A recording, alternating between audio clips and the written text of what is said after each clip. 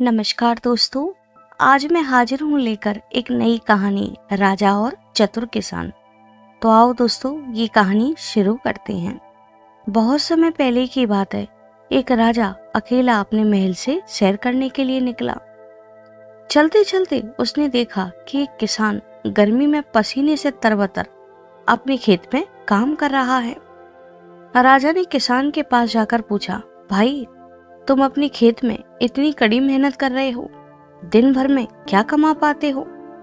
किसान ने मुस्कुराकर कहा, मालिक, एक सोने का सिक्का। ये सुनकर राजा आश्चर्य में भर गया। राजा ने फिर पूछा, उस सोने के सिक्के का क्या करते हो?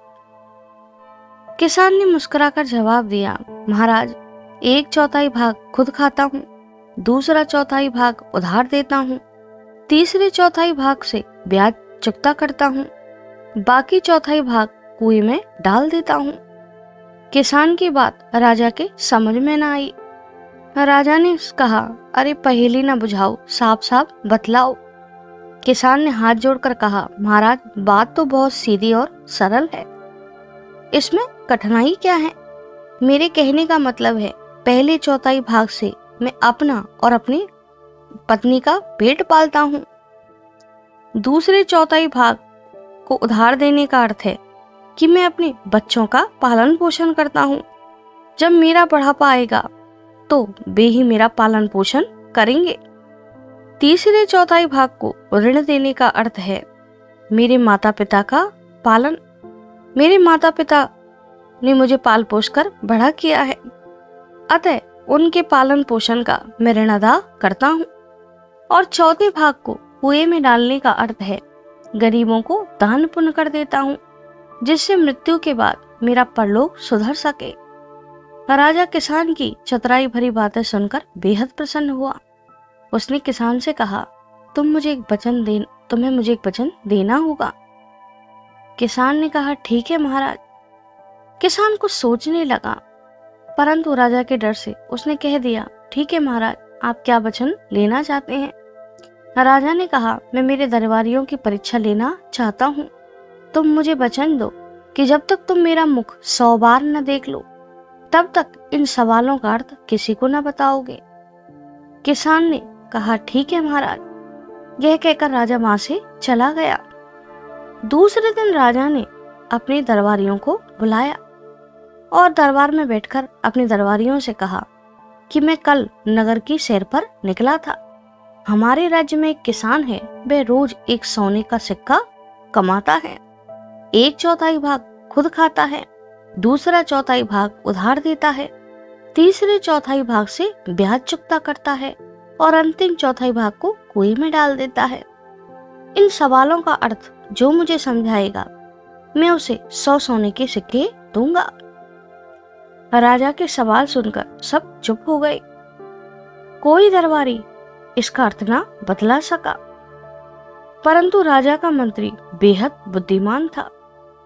उसने राजा से 2 दिन की मोहलत मांगी। मंत्री भी राजा के समान दूसरे दिन सुबह टहलने निकला। चलते चलते नदी किनारे उसने उस किसान को देखा। उसने उस किसान से इन सवालों का अर्थ जानना चाहा। किसान बोला, मैं तो महाराज को वचन दे चुका हूँ, जब तक मैं 100 बार उनका मुख न देख लूं, इन सवालों का अर्थ किसी को ना बतलाऊंगा। मुझे क्षमा कीजिए। मंत्री बेहद चतुर था, वह समझ गया। उसने अपनी पोटली से 100 सोने के सिक्के निकाले। किसान ने उन सिक्कों को गौर से देखा। उनको देखकर उसके चेहरे पर खुशी की लहर नाचने लगी। उसने सिक्कों की पोटली को ले लिया और मंत्री के कान में कुछ फुसफुसाया। मंत्री अपने महल को लौट आया। तीसरे दिन जब राजा ने अपना दरबार लगाया तो मंत्री ने राजा के सवालों का अर्थ बतला दिया। यह सुनकर राजा समझ गया कि किसान ने मंत्री को इन सवालों का जवाब दे दिया है। राजा ने मंत्री को 100 सोने के सिक्के दे दिए, परंतु राजा बेहद क्रोधित हो गया। उसने कहा, जाओ किसान को पकड़ कर लाओ। उसके सिपाही गए और किसान को पकड़कर दरबार में ले आए। राजा ने क्रोध में भरकर कहा, तुमने मेरे वचन का पालन नहीं किया, तुम तो भेदी हो, तुम्हें तो मृत्युदंड मिलना चाहिए। किसान ने कहा, महाराज मैंने आपके वचन का पालन किया है। आपने कहा था कि जब तक मेरे मुख को 100 बार न देख लो यह राज किसी को ना बतलाना। महाराज मंत्री महोदय ने मुझे 100 सोने के सिक्के दिए थे जिन पर आपका चित्र बना हुआ है। मैंने आपका मुख 100 बार देख लिया है। अब आप स्वयं हो या आपका चित्र, ये तो तय न था। फिर भी आप मुझे मृत्युदंड देना चाहते हैं तो आपकी इच्छा। और राजा किसान की चतुराई भरी बातों से बेहद प्रसन्न हुआ। उसने उस किसान को अलग से और सोने के सिक्के प्रदान किए और किसान खुशी खुशी अपने घर लौट आया।